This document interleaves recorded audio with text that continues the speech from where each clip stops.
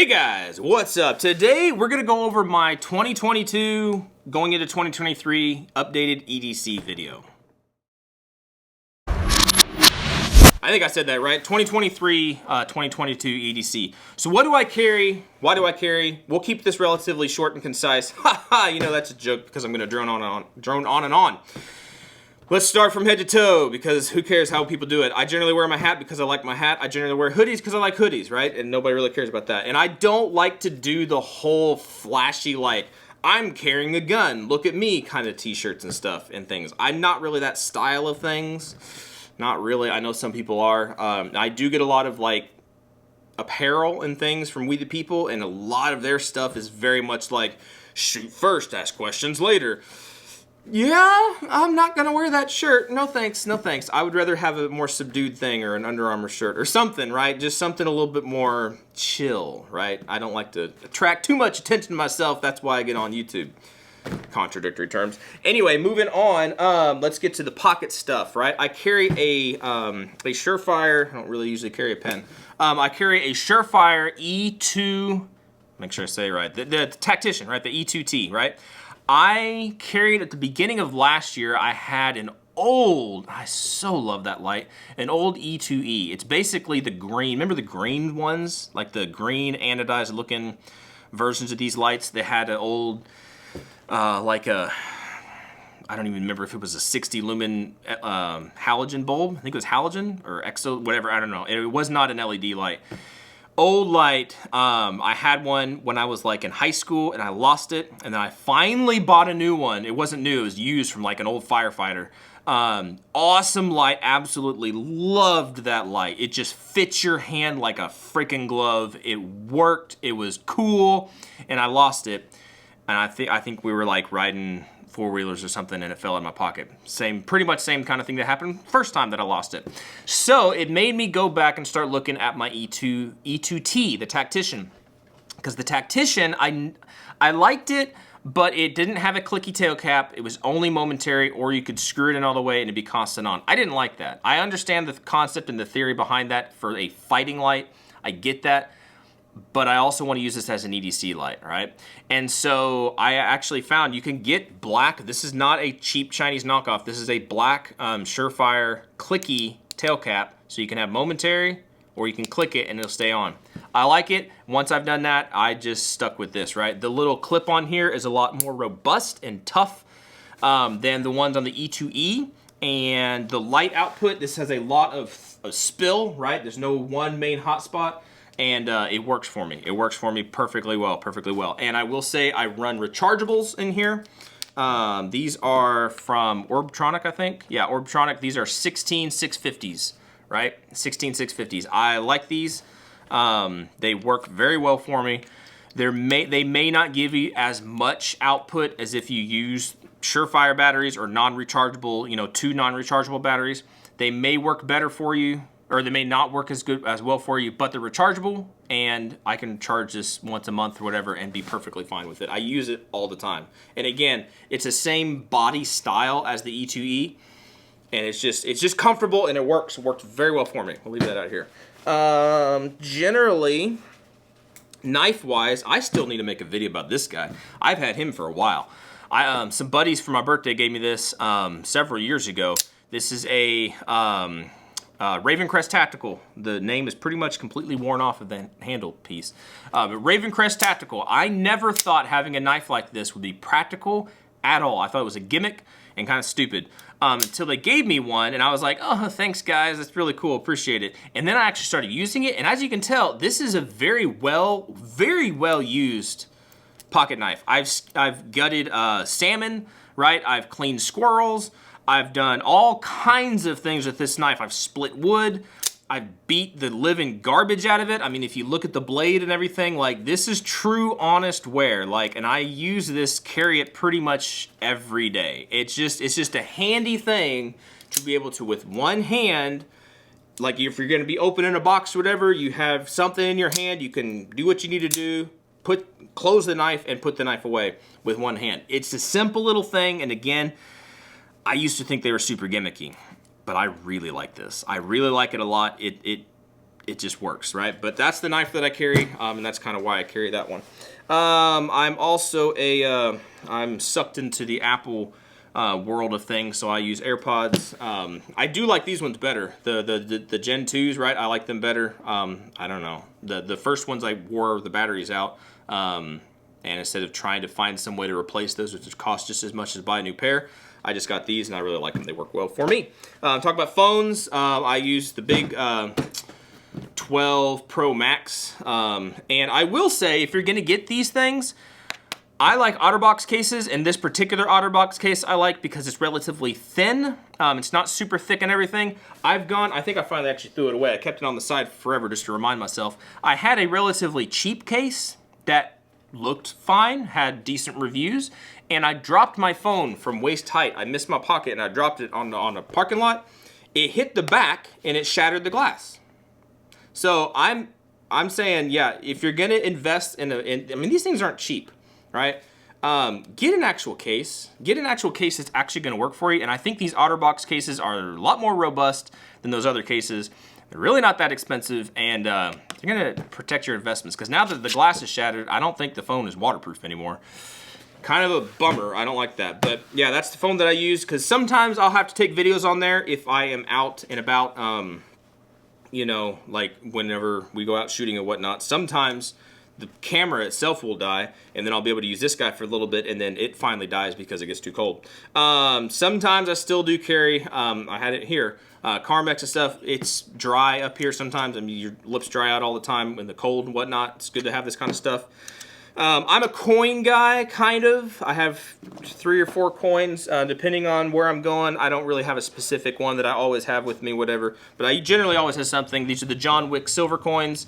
You can get them on AppMex. You know, they're silver coins, right? They're not terribly expensive. The gold ones are like $1,600, and I'm not going to carry that around in my pocket. But these guys, I think they're around like 25 bucks or something like that. It's just a cool little thing. Means nothing in reality. It's just cool to have, and you keep it in a little case so you don't wear it out. I like that. I have a dead air coin, and then this is my coin that I just made out of reclaimed brass, and I just put my logo on it. It's just kind of cool. So I'll carry a coin just because, why not? Some people carry stuff, some people, I don't know, carry things. I have a wallet that's very old and messed up. I don't like those little skimpy wallets that are like basically a sleeve for a couple credit cards. I carry some stuff in here, and it's probably stupid to carry too much stuff, and this is an old beat up thing, and if I open this up, stuff would fall out. But I'm a sentimentalist, and I've used this wallet for a long time, and it would take a big something for me to get rid of this wallet. But yeah, I carry a stupid fat leather wallet. That's mostly the stuff in my pockets. Sometimes if I'm just walking around, I have been using this guy lately. This is the Olight Arkfeld, A-R-K-F-E-L-D, Arkfeld. This is not a tactical light at all. It has a laser, right? So you can point at things and play with your kids. It also has the flashlight on there. Yeah, so it goes through different brightnesses, right? Bing, bang, boom. Again, it's not tactical at all. Double click and it goes to like a super bright mode. For looking for stuff under the couch or just having with you, it's a slim little design. It's rechargeable. It's fun, it's easy. I'll use that sometimes, but generally, like literally 95% of the time, I'm gonna have my Surefire just because it works, just because I like it, and that's what I use. For carry guns, what everybody likes is the main things, right? I still carry my Glock 43X MOS, right? This has been my main squeeze, whatever you want to call those things. I have had this pistol for a while. I absolutely love it. It's smooth as butter. The trigger's nice. It's worked in. It is. I just like it a lot. Just go from head to toe on this guy. This is the only Trijicon RMR that I have, and it lives on this guy. I don't swap this guy around. This is not a platform that I test out a lot of products on, because this is one that I actually carry. So if I'm gonna take stuff off and put stuff on, then I gotta re-zero or whatever. Nope, this is a gun that I actually carry, like a lot. But this is the Suarez International NSA, narrow slide adapter, right? The Gen 2 that actually has recoil lugs on it. So that's how you get a fat RMR on a skinny 43X slide. I like it a lot. The Gen 2 has the recoil lugs, so you're not going to bust it loose. The Gen 1 had no recoil lugs on their slide adapter, so if you actually bang this into something, you could knock loose the optic. This guy's rock solid, does not come off. Swears International, I think these are full co-witness sights, so I don't know. You won't be able to see anything. You never can see anything. Oh, it was in there. It was in there a second ago. Anyway, you can co-witness with these iron sights. That's what I'm trying to show you. Front sight is just a green fiber optic because I don't care about tritium. I already have a red dot. I don't need tritium. And I have a flashlight so I can identify things. And for flashlights, Surefire makes one. It's overpriced and uses proprietary batteries. This is the TLR7 sub from Streamlight. Uses one lithium battery, a normal battery, and it gives you, I think it's 500 lumens, which is perfectly fine. I wish you could honestly just fit a full-size flashlight on here. I would do that. I would do that in a heartbeat. I wish they did. But for what is out there right now, this to me is the best thing. It has the better switches. They're not on the side. They're kind of on the back. You just push forward on it. Works perfectly great. The barrel is from Peace Geek. They come and go. I've never seen them in stock after I bought this one. I wish I'd bought 2 or 3. But I have this barrel. It's threaded, and I have a Suarez Street Comp on the front. It's a very clean, very, very clean setup. Works very well. I don't get issues. I mean, this guy has, I don't know how many thousands and thousands of rounds through it, and it just works. It works very well for me. Internals, the trigger is OEM. He didn't change it all. I do have a Shield Arms magwell and a premium Shield Arms magazine release, right? Because I still run, even though some people probably don't like it, the Shield Arms. These are the Gen 2 15-round magazines. I like these, and as long as you use the right configurations, I have not had problems. Whenever I have tried to switch things up, and let's say use a Gen 2 magazine with their first generation magazine release, I have had issues. They've just fallen out or they've not worked well, right? I had that at a class. I went to a class this year, 2022, and I totally embarrassed myself, right? Because I had one of the Gen 1 magazines, and every time I would fire, magazine would drop out. I was like, you gotta be kidding me. So I switched the whole system and went to the War Poet pistol that I got, right? And that pistol ran perfectly fine for the rest of the class. And then I went back and I retested things, and it was that one magazine with this magazine release that was giving me a problem. So it crapped the bed on me in front of people, so it kind of embarrassed me, and I started losing some trust in it. But then once I went back out and started using the Gen 2 magazines with the premium magazine release, it works, and it works fine for me. So I will continue to use it, continue to trust it. I really like it. The holster that I use, this is the top of the line, if you ask me, for concealability and comfortability. It's not really a word, I don't think. But for comfort and concealability, the Tier 1 concealed holsters, they just work. There's no getting around it to me. They just work. I can't remember if this is the Axis or Axis Slim, whichever one it is. They're easy enough to find, but it has the little bungee thing in here, so it gives a little bit of give for you. I use the alias system, right? The little clip alias system from Neomag. This really helps in concealability. It pushes the gun in a little bit more, pushes your belt line out a little bit, and kind of creates a shelf that hides everything. It's kind of a weird little mind trick that it does, but it works. And then on this side I carry, this is a Gen 1, but I have not had problems with this particular magazine. But this is a 15-round magazine with the 5-round extendo on it, right? So this is basically what I would carry anytime I go to the house, right? Unless I'm going into like thicker country, as it were, and if I'm going into an area that's gonna have potentially more like bears and moose and whatnot, I've switched to this guy from time to time. Wow, I wanna bust my thumb open. This is my Glock 29 in 10mm. This is a 10mm guy, and I originally, when I got this guy, I had a threaded barrel, and I think it was a KKM barrel. Great barrel and everything, but man, I was having troubles. I was having troubles with it, and then I had an aftermarket magazine release. They did not play well together. I was getting so many failures, it was just ridiculous, and the point of having a 10mm for me is in case I get attacked by a bear or a moose, and I don't need my gun malfunctioning. So I switched both of those things out, the magazine release and the barrel. I switched those back out to OEM, and I have not had a problem after that. This guy is fun. This guy, it's a 10 millimeter. He's pretty barky, pretty snappy, but in reality, you can throw some 40 in it if you're just gonna plink and shoot and just have a little bit of fun with it. You can still shoot 40 through it. Not sure if it's recommended or not, but they feed relatively well, and they cycle. It's awesome. I wish they made, I think they do make conversion barrels and stuff for it.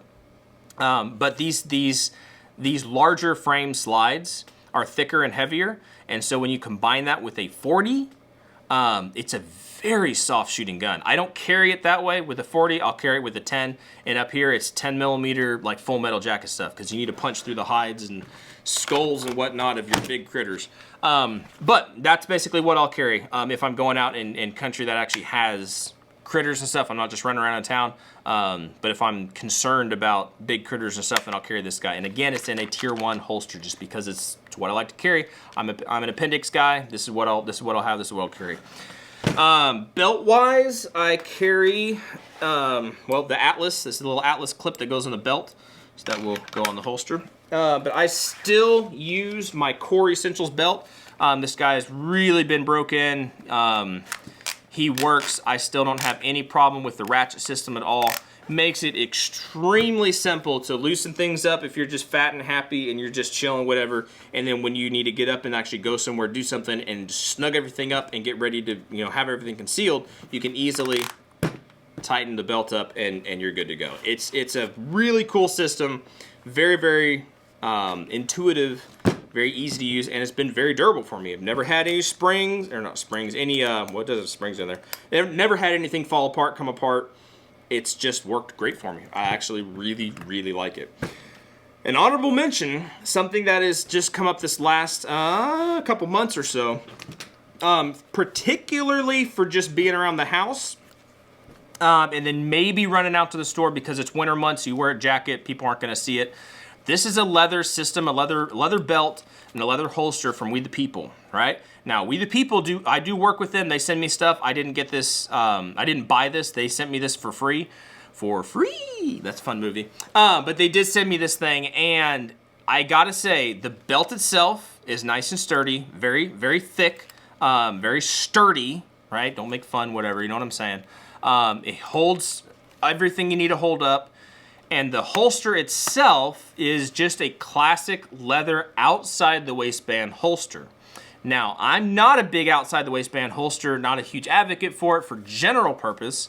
But up here, it does make some sense, especially if you're gonna be hiking, and especially during some of the months where you have external garments, right? You got a bunch of thick jackets and things like that. In getting, you know, pulling all that stuff up to get to your gun can be cumbersome. You need to train with it. I've practiced with it and stuff, so you can be proficient with it.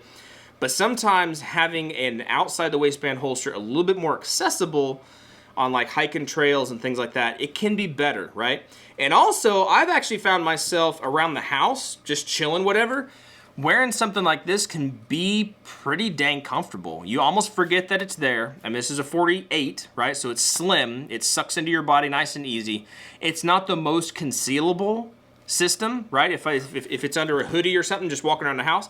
But I'm not worried about concealed carrying in my house. It's my house. I can do what I want, right? If you come into my house, I either invited you, so I'm not trying to conceal it from you, or you're uninvited, and at which point, yeah, I really don't care if you see it or not, because you're probably going to see more of it than just what you see right here, if you catch my drift.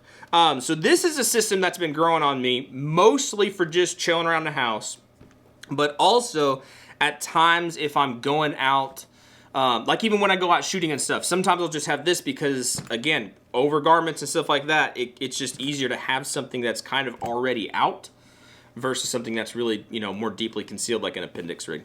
But it's growing on me. I'm not 100% saying use these things all the time. No, this is still my main squeeze. This is still what I use. This is still it, right? For me, that's still it. But this is something that I'm utilizing a little bit more and more. I think that's pretty much it. I mean, other than that, I'm a pretty simple guy as far as pants and shirts and stuff go. But the EDC stuff, this is what I use. This is why I use it. Nothing has really changed. The holster system changed. I had a different holster last year. I think it was from I'm gonna forget the company. I have it right here. This is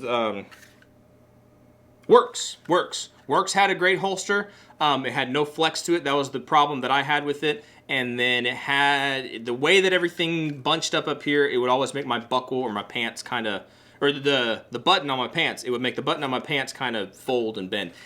It worked. It worked well. I liked it. I used it.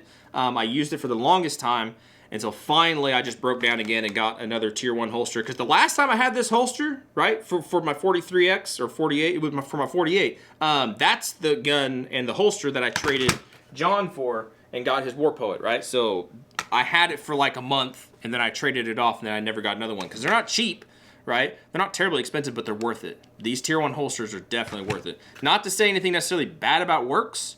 It still worked. It did what it needed to do, but I believe, honestly, hands down, tier 1, that's the way to go. And I've been given holsters by Works. I've been given holsters by like 4 or 5 different companies, and they do their job, they do their thing.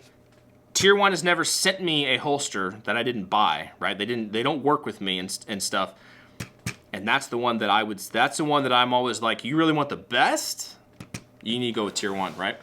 Stuff like this is cool and it works and it does what it needs to do, but for my purposes, for how I carry and whatnot, tier 1 is just the way to go.